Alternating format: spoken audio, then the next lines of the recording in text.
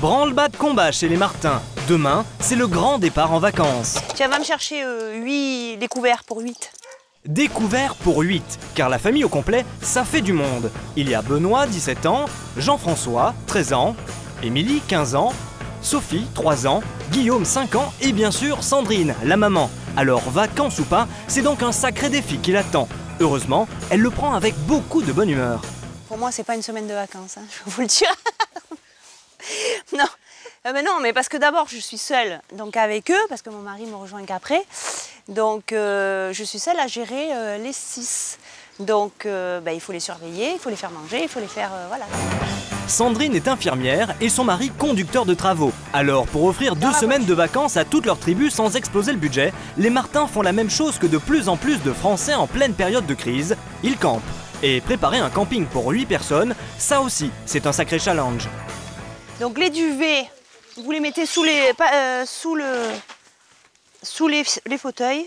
En fait, la famille Martin est une vraie petite colonie de vacances à elle toute seule. Et le risque pour Sandrine, c'est d'oublier plein de choses importantes. Heureusement pour elle, c'est une femme très organisée. Chaque chose à sa place. Parce que sinon, il nous faudrait un quart complet.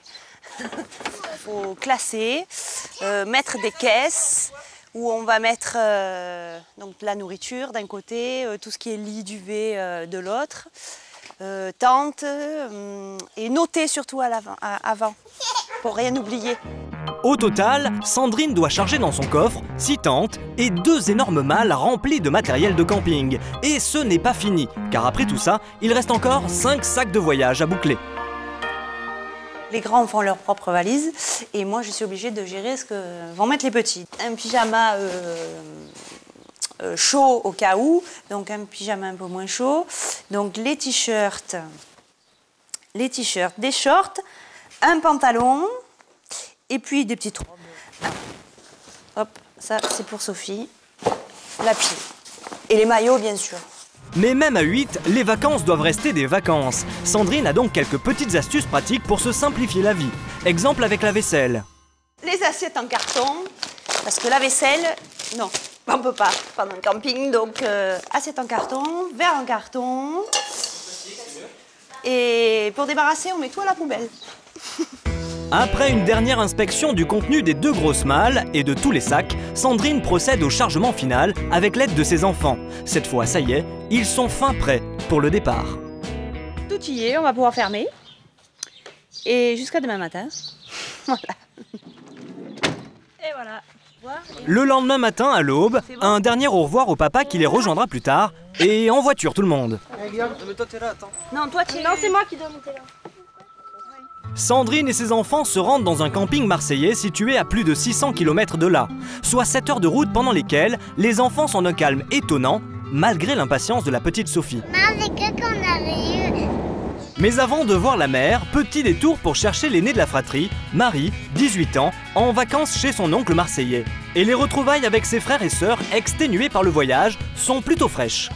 C'est moi là. Bon. Bon, c'est moi, il y a mon sac, il y a tout. Mais ça va, t'as pris mon oreiller au moins? C'est pas moi qui ai demandé. C'est à toi que j'ai demandé. Mon oreiller. T'as ton Et j'ai appelé exprès brosse à dents. Tu l'as pas prise non plus? Non. Eh ben non. Sans oreiller, ça va pas le faire. Une demi-heure après, la tribu atteint enfin son objectif, le camping de Marseille qu'elle fréquente depuis 5 ans.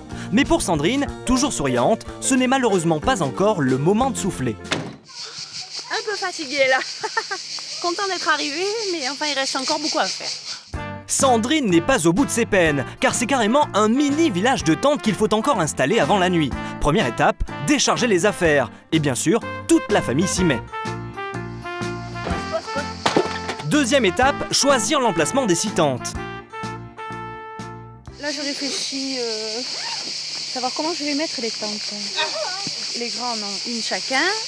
Nous, il y a une tente d'intendance et une tente où on dort avec les deux petits. Et pour compliquer le tout, la terre est très dure. Planter les piquets dans un sol pareil, c'est déjà difficile. Alors pour 6 tentes, c'est encore pire. Heureusement, Benoît, campeur aguerri, a son petit truc. Ouais. Bien pour l'instant, à part que la terre est un peu dure. Avec 6 enfants, impossible de s'offrir l'hôtel quand on a des revenus modestes comme les Martins, surtout en pleine crise. Impossible aussi de louer l'un des bungalows du camping, trop cher. Alors, à 8 pour une semaine, le seul logement abordable, c'est la tente. Pour une semaine, 189 €. Voilà. L'ordre d'idée, un bungalow, c'est 500 €. Et comme il me faut 2 bungalows, le calcul est vite fait.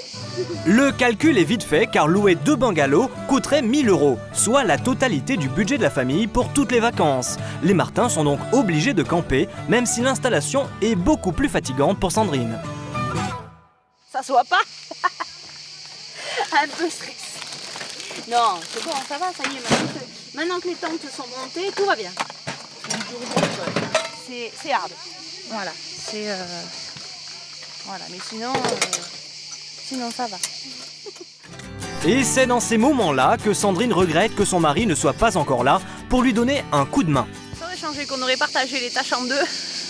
On aurait pu monter les tentes à 2. Et puis ou un qui s'occupe des enfants, l'autre qui monte les tentes. Voilà, ça soulage quand même d'être à 2.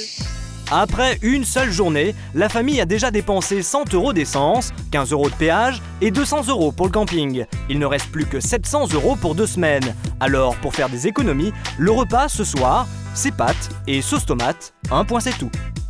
C'est pâtes à la bolognaise. Très simple. Yaourt et voilà. Et on mangera mieux demain. Il fait déjà nuit quand la famille passe à table. Tout le monde est tellement éreinté par cette première journée qu'on entendrait presque les moustiques voler.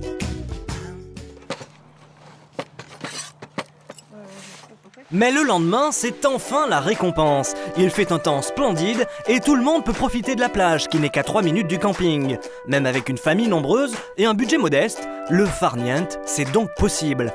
Et pour Sandrine, une nouvelle vie commence. Oui, ça y est, enfin. Je suis en vacances. Voilà.